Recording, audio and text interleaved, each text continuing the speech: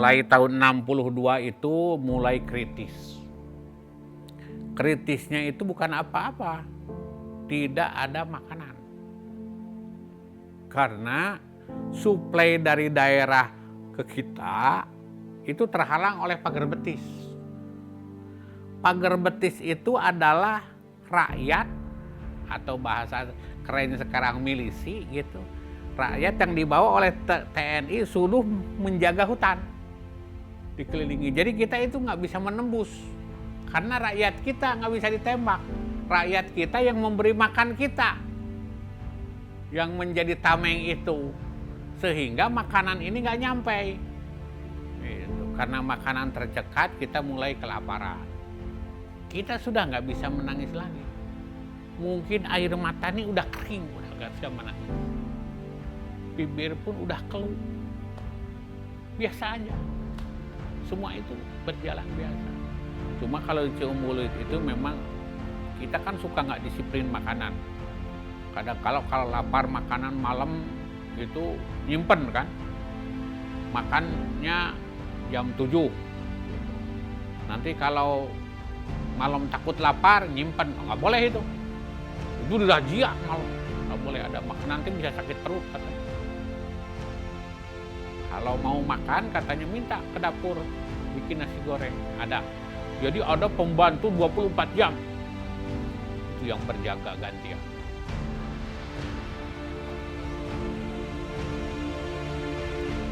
Ciumbuleuit.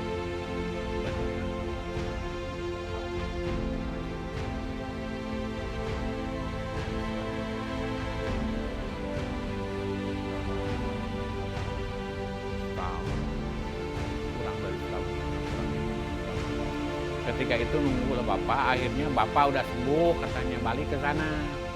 Karena bapak itu kan ketembak, tapi nggak bisa sembuh dengan obat-obat yang ada di hutan. Akhirnya waktu turun itu tahun 62, bapak itu ya dalam kondisi sakit. Nah, obat ini ternyata bapak itu kena diabetes. Jadi mesti diturunkan dulu kadar gula. Sudah diturunkan, baru bisa diobati kan lukanya. Nah, setelah sembuh, kembali lagi ke Ciumbuleuit, kita berkumpul di Ciumbuleuit. Nggak lama dari setelah itu, nggak tahu beberapa bulan, dipanggil bapak ke Jakarta untuk menghadapi sidang Mahaper Mahkamah Darurat Perang. Itu bapak ketika itu nggak tahu kalau nggak tahu gitu. Bapak mau apa karena masih kecil juga. Nggak, iya. Ibu sempat ada percakapan dengan ibu bapak mau Nggak dikasih tahu juga, nggak cuma dikasih tahu mau menghadapi pengadilan.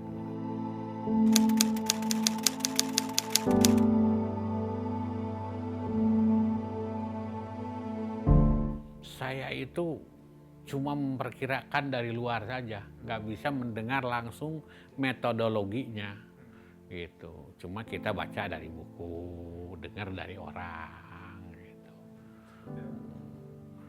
Jadi kira-kira kalau begini ya, orang Islam itu singkatnya ya, orang itu harus melaksanakan Islam itu secara total dan menyeluruh.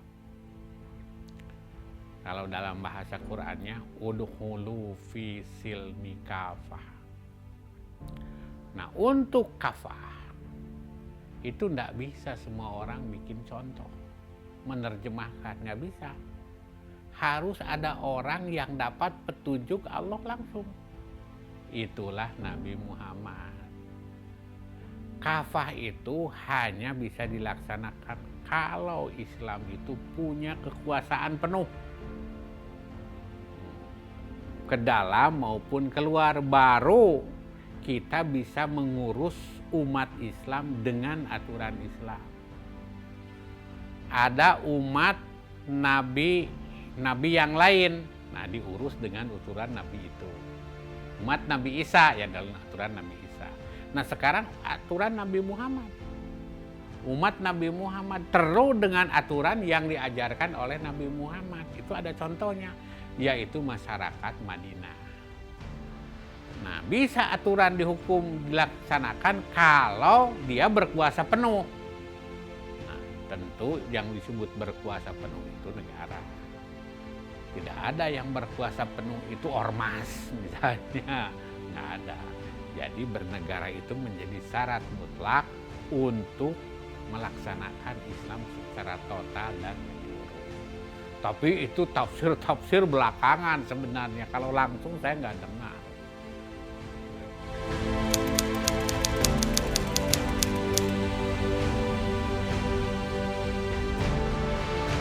Ibu yang cerita itu, ya satu kosan waktu di Surabaya. Bung Karno itu lebih dekat secara pribadi dengan H.O.S. Cokroaminoto.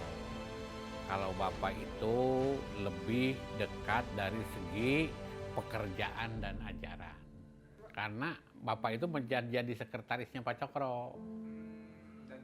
Dan Bung Karno. Nah, waktu zaman Jepang, bersatu lagi tuh Soekarno dengan Bapak itu di Menteng, rumah ibu itu di Jalan Jambu, sekarang masih ada Jalan Jambunya. Dia itu bekerja di Jawa Hokokai. Jawa Hokokai itu organisasi pemuda Jawa yang dilegalisir sah menurut Jepang. Sebab kalau tidak dilegalisir sah menurut Jepang, itu akan dihilangkan. Jadi kita harus pura-pura lah sekarang nurut gitu kepada Jepang. Gitu. Ketika itu kan ada tentara pelajar, macam-macam itu organisasinya. Cuma kalau Bapak dan Bung Karno di Jawa Hokokai. Ya kalau Bung Karno itu, kata ibu saya, lebih kepada seorang orator. Gitu. Kalau Bapak itu seorang penulis, kan dia sekretaris kan. Jadi antara dia berbicara dengan menulis itu sama. Kekuatannya sama. Kalau Soekarno kan orator.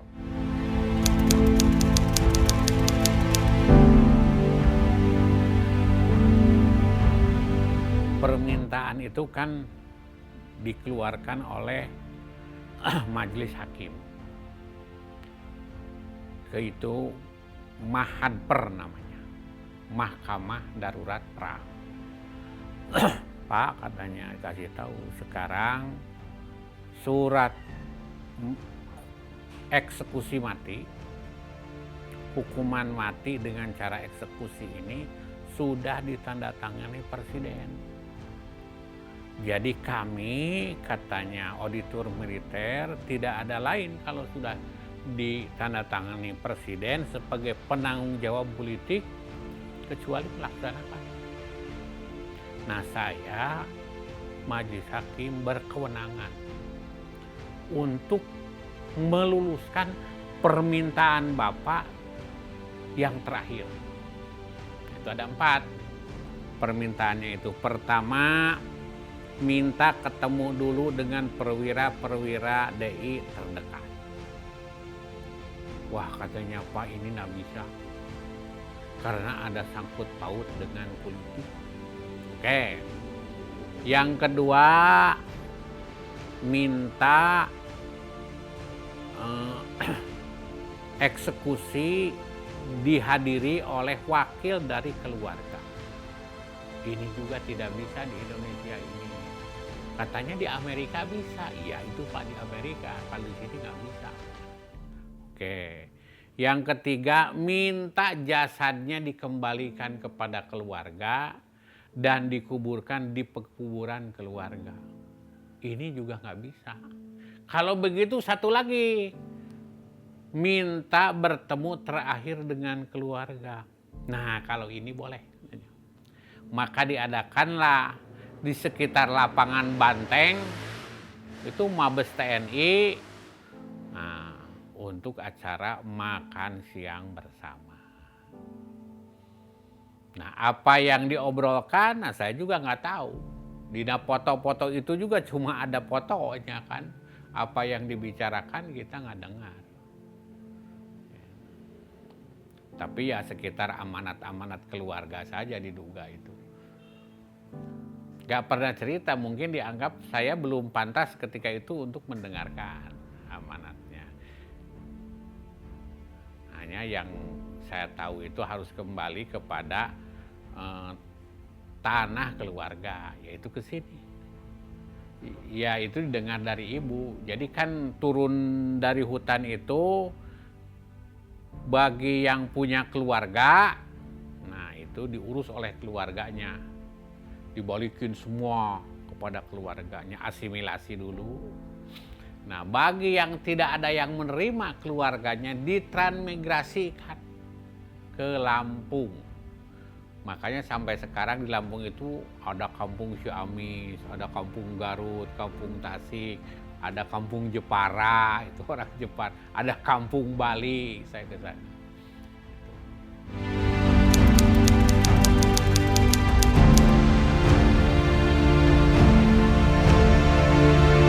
Ya, setelah kita nggak tahu deh eksekusinya ketika itu.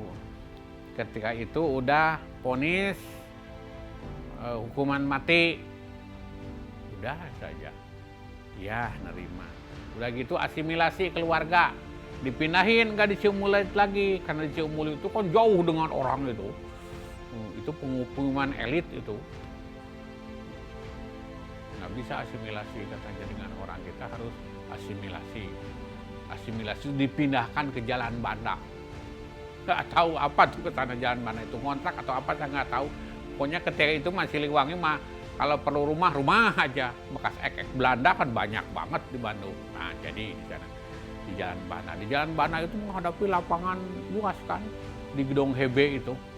Dulu belum ada DPR di sana. Nah, kita bisa main sepeda, main layangan, bergaul dengan masyarakat, main sepeda sepatu roda, gitu, bergaul dengan masyarakat. Nah setelah itu kemudian diterima oleh keluarga kita, Waodah namanya. Dulu bekas orang sini, saudara juga di Cikapayang, di Bandung. Nah dibikinkan di depannya rumah gitu, terpisah. Oh jadi gitu. pertama kali pasca eksekusi Bapak tinggal di Bandung dulu?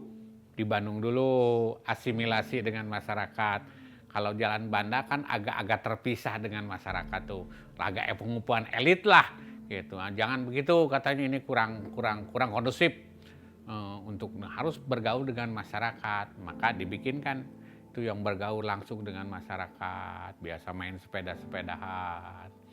Setelah itu tahun 64 saya ke sini, ke Malangbong ketika dari Bandung itu masih ini hutan. Ya kita membabat sendiri hutannya, rame-rame keluarga tanami singkong. Iya. Belajar juga bertani sama orang lain, ngelihat aja, diikutin aja. Oh mencangkul tuh begitu, oh nanam ini tuh begitu, terus ada uang sedikit-sedikit ngupah orang gitu. Berarti ketika itu ibu yang jadi kepala keluarga? Iya, ibu yang jadi kepala keluarga. 5 anaknya itu? Membawa 5 anaknya ke sini.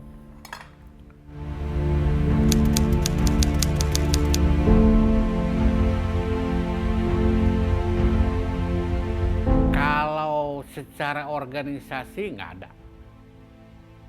Kita itu bebas. Cuma ada orang-orang tertentu yang merasa traumatis. Gitu, seolah-olah rasa dibuntuti. Kalau saya sendiri enggak. Saya biasa aja. Saya waktu Pak Hendro jadi ketua BIN, saya silaturahmi ke sana, biasa-biasa aja. Nggak ada hambatan kalau saya kemana-mana. Ketemu dengan Jokowi itu saya biasa-biasa aja. Nggak ada masalah. Dengan Prabowo barang kampanye biasa-biasa aja. Kalau saya itu menganggap itu tidak ada masalah. Itu walaupun orang lain menganggap ada masalah, saya nggak ada masalah. Itu bukan problematika saya. Kalaupun itu dianggap problematika saya nggak bisa berbuat apa-apa. Makanya saya siapa? bisa berbuat apa ya? Nggak bisa loh. Kita bukan siapa-siapa. Nah dulu awal-awal 64, 65 memang ada gitu justifikasi dari masyarakat. Tahu anak Purwomolan, tahu anak Purwomolan, tahu mana. Ada gitu. Tapi setelah 65 itu hilang. Ternyata itu bapak-bapaknya PKI. Jadi yang ngejustifikasi itu atau orang simpatisan PKI. Jadi nggak berani lagi setelah Orde Baru berkuasa. Jadi tenang aja kalau saya. Diskriminasi dari masyarakat itu 64 Iya. pasal masuk Orde Baru. Nah, sudah lebih leluasa gitu. Tidak ada lagi tuh. Tidak begitu kentara. Itu sampai Orde Baru masih terasa awal-awal 70, 77, 80, 82, pemilu 82, mulai dari reformasi 98 udah lepas itu.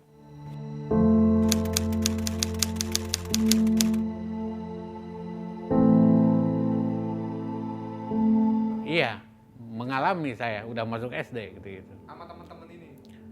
Iya, ketika itu kan bullying belum musim ya. Justru dari orang-orang luar, bukan orang-orang teman-teman sekolah, bukan. Gitu. Tangga-tangga bapak lagi berangkat sekolah.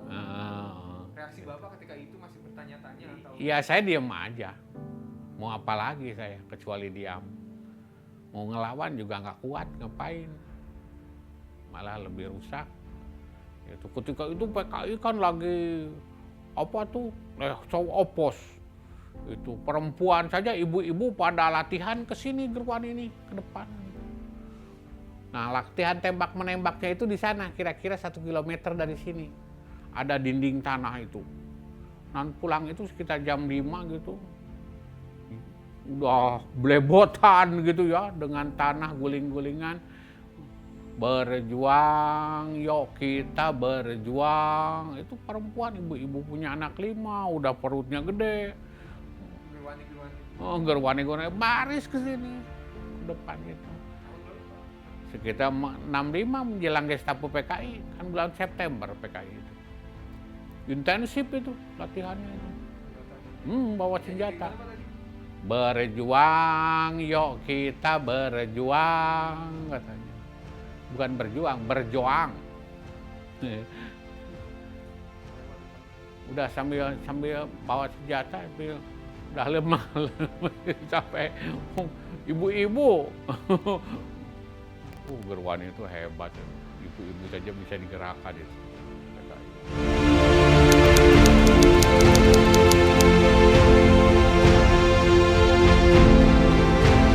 Kondisinya sudah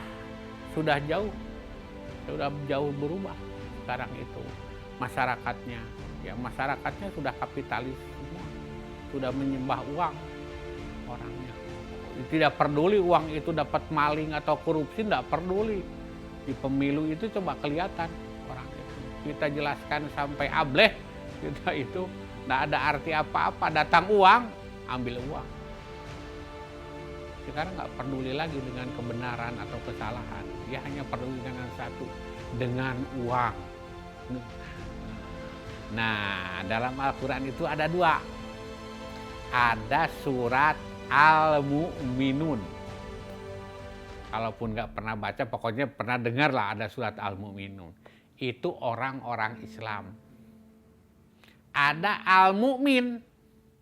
Itu orang Islam yang terselip di kelompok orang-orang kafir. Contohnya di kelompok Fir'aun. Istri Fir'aunnya Muslim, Fir'aunnya itu musuh Nabi Musa.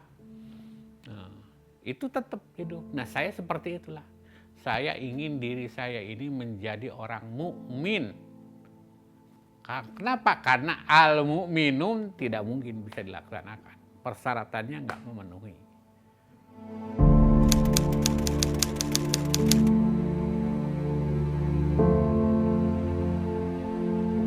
Ya, itu dari Deputi 6. Itu idenya.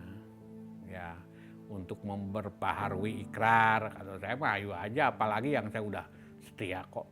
Itu tahun ini apa udah Iya sekarang. bulan? Ya bulan-bulan ini, beberapa hari sebelumnya. Via telepon Nggak dihubungi orang sih. langsung ke sini. Langsung Kata saya, ayo saya mah. Apa keberatannya? Oh memang saya udah setia. Kalau nggak setia saya ditangkap mobil saya. Nggak bayar pajak. Karena bayar pajak itu kan lambang kesetiaan. Suka ataupun tidak, itu lambang kesetiaan.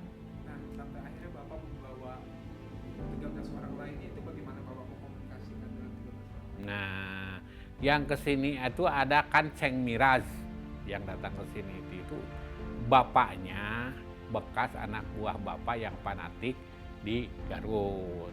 Terus ada juga Dadang Faturrahman. Dadang Faturrahman itu orang yang bekerja di sana di Deputi 6 gitu.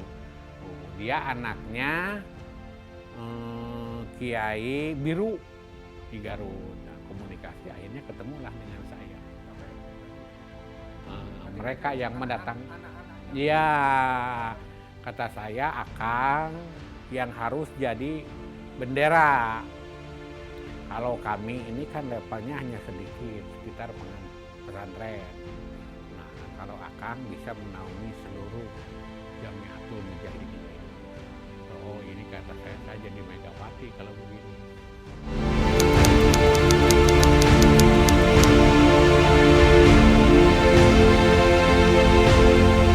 Nah, itu betul. Itu suka dikatain, baik ngerti ataupun tidak di Indonesia itu. Baldatun, toyibatun, warobun, gofur. Ngerti nggak? Nah, banyak orang yang ngomongnya juga nggak ngerti itu. Saya terjemahkan ya. Baldah itu negara. Toyib itu bersih. Warobun dan Rob, kekuasaan Allah berkuasa penuh. Gofur sempurna. Itu yang dicita-citakan. Baldatun, toyibatun, warobun, gofur. Negara yang bersih dan kekuasaan Allah berkuasa penuh ke dalam dan keluar. Itu inti peribadatan dalam Islam. Siapapun mengatakan itu, baik yang ngerti ataupun tidak.